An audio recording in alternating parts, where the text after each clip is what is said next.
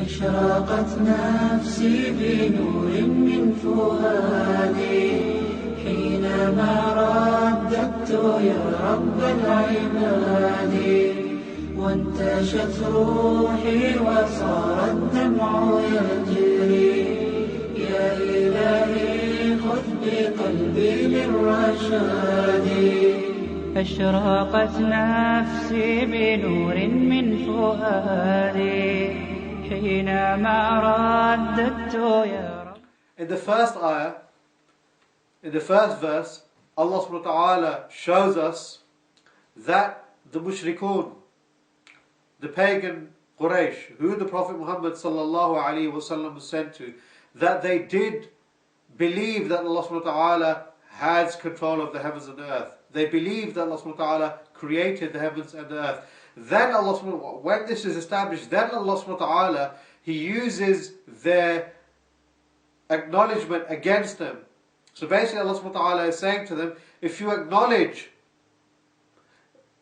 that Allah subhanahu wa ta'ala, He has rububiyyah, that He is unique in His rububiyyah, that He alone controls the heavens and the earth, He alone created the heavens and the earth. Once you acknowledge this, that do you not understand then that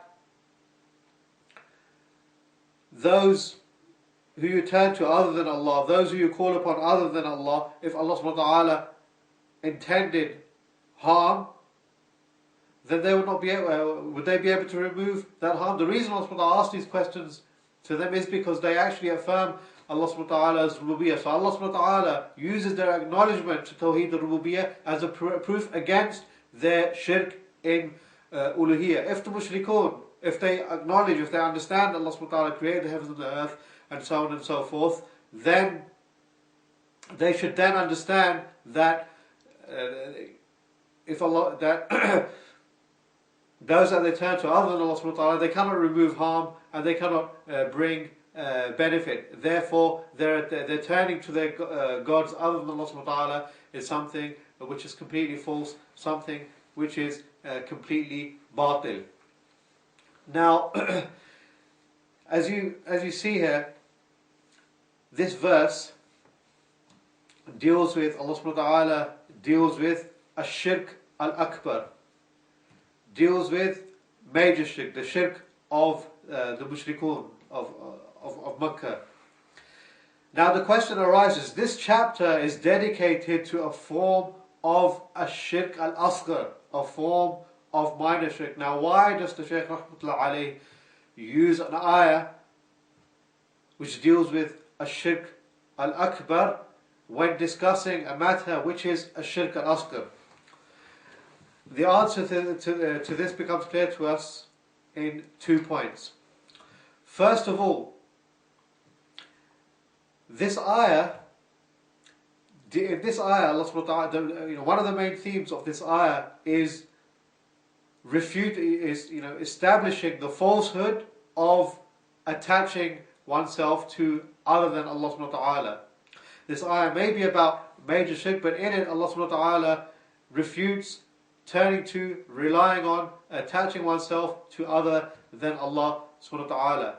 So in this ayah, once Allah subhanahu wa ta'ala has made clear that it is false, that it is useless to attach oneself to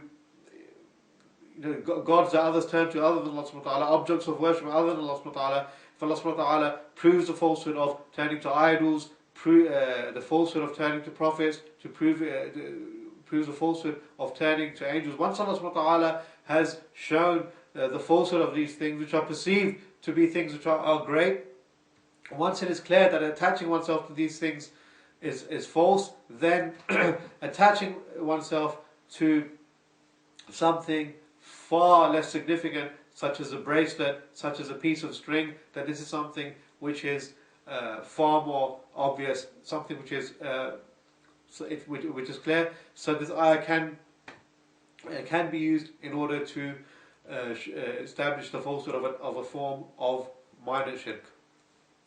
The second reason is, or the second point is that another theme of this ayah is to show that none can bring benefit and none can stop harm other than Allah subhanahu wa ta'ala. So in the same way, if the angels, the prophets, the saints, the sun, the moon, the stars that people turn to in worship, once it is proven that these have no effect at all in stopping harm or bringing benefit, then it is far more the case, it is far easier to understand that a piece of string or a piece of metal cannot prevent the qadr of Allah, cannot prevent harm or bring about a benefit. And the Salaf Salih, rahmatullah alayh, they would sometimes quote ayat that dealt with ash-shirk al-akbar to show the falsehood, to refute acts or sayings of ash-shirk al-asghar, as we'll see as we go further through this chapter. The Shaykh rahmatullah alayhi then quotes a hadith. He says, عن عمران بن حسين رضي الله عنه أن النبي صلى الله عليه وسلم رأى رجلا في يده حلقة من صفر فقال ما هذه؟ فقال من الواهنة. فقال انزعها فإنها لا تزيدك إلا وهنا فإنك ولو مت وهي عليك ما أفلحت أبدا. رواه أحمد بسند لا بأس به. On the authority of Imran ibn Hussein, may Allah subhanahu wa ta'ala be pleased with him, that the Prophet sallallahu alaihi wasallam saw a man wearing a brass bracelet or a copper bracelet. He said, what is this?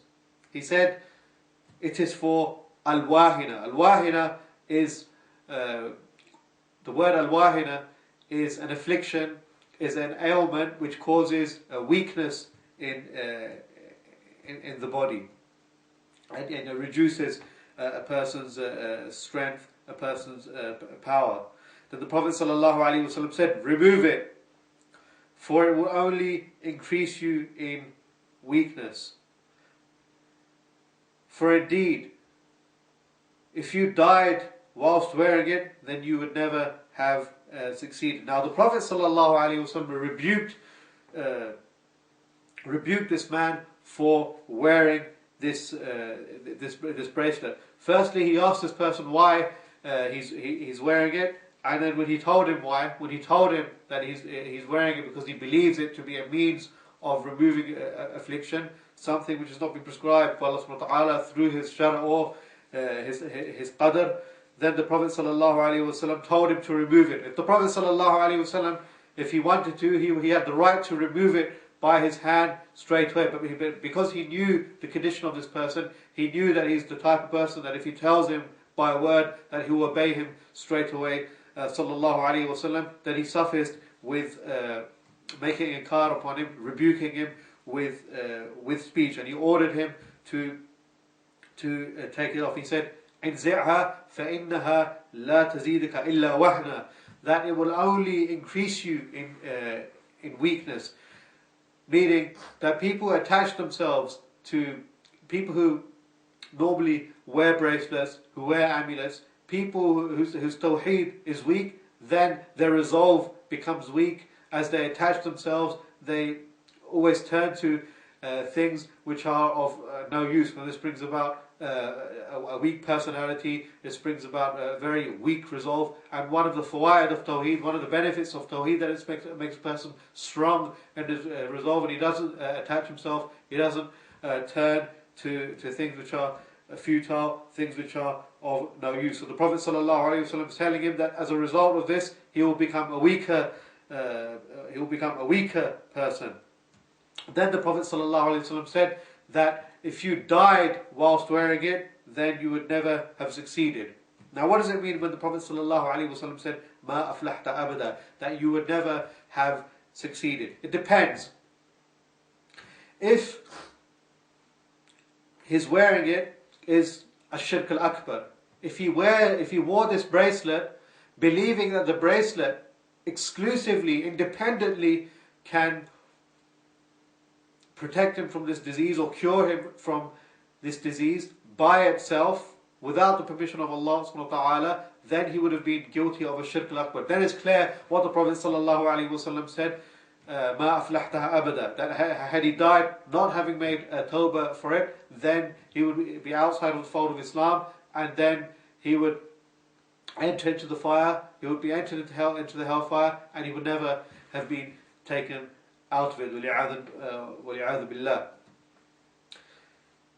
If he wore it, believing it to be a means of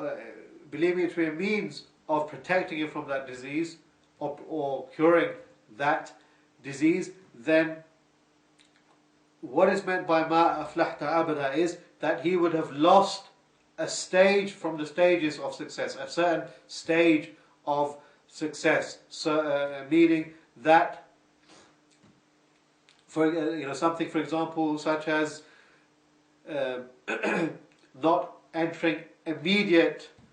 gaining immediate entrance into Jannah. So, entering into Jannah after being punished by the fire. So he would lose a stage of success. This is what is known as mutlaq al-falah. There is al-falah al-mutlaq, complete success. That is something which is negated by being guilty of a shirk al-akbar. And there is mutlaq al-falah, a stage from the stages of salvation, one stage of salvation. So what be negated here, if it was a shirk al-asghar, would be one stage from the stages of success. Then the Shaykh rahmatullah alayhi says, وَلَهُ عن عقبة ابن عامر مرفوعا من تعلق تميمة فلا أتم الله له ومن تعلق ودعة فلا ودع الله له.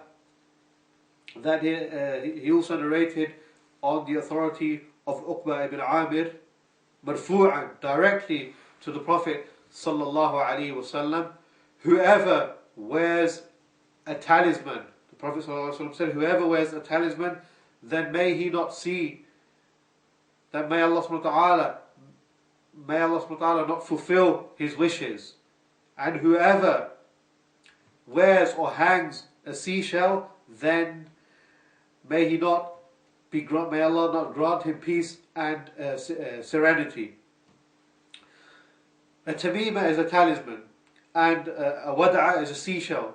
The tamima is worn, the talisman is worn in order to see a certain wish fulfilled. And a wada'a is a seashell. The Ahlul Jahiliyyah, the Arabs of Jahiliyyah, the Arabs of the day of ignorance, they would hang or they would wear seashells in order to attain serenity, peace and tranquility. The Prophet ﷺ makes dua against a person who does this. The Prophet ﷺ says, whoever wears a talisman, then may Allah subhanahu wa ta'ala not fulfill his wishes.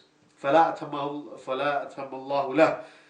The word for fulfillment is atamma, which has the same root as tamima. So the Prophet ﷺ is using a form of pun in his dua, that if they wear a talisman in order to see a certain wish fulfilled, then may Allah subhanahu wa ta'ala not fulfill that wish. And whoever wears a seashell, who wears a wada'a, فَلَا وَدَعَ اللَّهُ لَهُ, then may Allah subhanahu wa ta'ala not grant him peace. Again, using the Prophet ﷺ made dua against him, using a word that comes from a similar root. So the Prophet ﷺ is basically making dua against this person, that he doesn't get the end that he wishes to achieve from this means. Which the Prophet ﷺ making dua against him shows that this is something which is a major sin, something which is of a very grave nature, and this is actually a form of shirk. And the Shaykh Ali mentions another riwayah, another narration which proves this clearly. He says, وَفِي رِوَايَةٍ مَنْ تَعَلَّقَ تَمِيمَةً فَقَدْ أَشْرَكَ. And in another narration, whoever wears a talisman, then he has committed shirk. The form of shirk depends on the belief associated with it. If he believes it to bring effect in and of itself, then it is major shirk. If it is taken as a means, then it is minor shirk. ولابن أبي حاتم عن حذيفة أنه رأى رجلا في يده خيط من الحمى فقطعه وتلا قوله وما يؤمن أكثرهم بالله إلا وهم مشركون. And Ibn Abi Hatim narrated the authority of Hudayfa that he saw a man wearing a thread in his a man with a thread in his hand for curing fever or for protection from fever. So he cut it, Hudayfa cut it, and he recited the ayah, and most of them do not believe in Allah except that they commit shirk. So Hudayfa radiallahu anhu, he cut this thread with his hand, and this is the most profound form of inkar. This is the more profound form of rebuking. He cut it with his hand, and he said, and he recited the ayah, and most of them do not believe in Allah, meaning in His rububiyyah, in His creation, in His sustenance, in the fact that He controls the heavens and the earth, except that they commit shirk. Again, this ayah deals with a shirk al-akbar, but Hudayfa radiallahu anhu used it for a form of shirk al-asghar, and I explained earlier on why some of the Salaf sometimes use ayat in which Allah subhanahu wa ta'ala rebukes ash-shirk al-akbar in order to censor forms of ash-shirk al-asghar. Shaykh then says, Bab ma ja'a fi ruqa wa tama'im, incantations and talismans, or what has been reported concerning incantations and talismans. Now note that this heading is somewhat different to the heading of the previous chapter. In the previous chapter, the Shaykh rahmatullah alayhi says, min ash-shirk lubs al-halqa wal-khayt. It is from shirk to wear a bracelet or a thread in order to alleviate affliction or ward it off. Here the Shaykh rahmatullah doesn't say it is from shirk to use ruqa and to wear talismans, to use incantations or wear talismans. The reason for this is that not every incantation constitutes shirk, and not every talisman is necessarily shirk. There are talismans which are, one is guilty of shirk if they wear, and others that the Sahaba differed upon. Now, ruqa is a plural of ruqya. A ruqya basically comprises of reciting some words and then spittling or blowing them on the person that a person is performing the incantation on. And it usually has, it is done in order to bring some kind of effect onto one's body or on one's soul. And there are forms of ruqya which constitute shirk, and others which are prescribed or permissible. Now, the Prophet ﷺ performed ruqya. The Prophet ﷺ had ruqya performed on him. Jibreel alayhi salam performed ruqya upon the Prophet ﷺ. Our mother Aisha radiallahu anha, may Allah subhanahu wa ta'ala be pleased with her, performed ruqya upon the Prophet Muhammad sallallahu alayhi wasallam.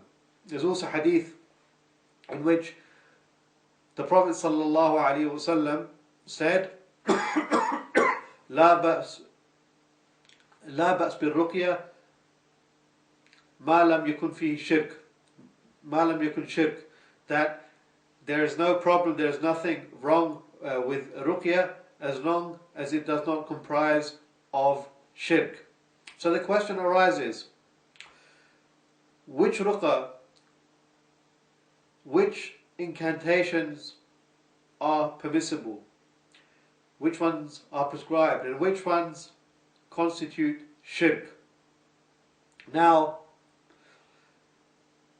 the ruqya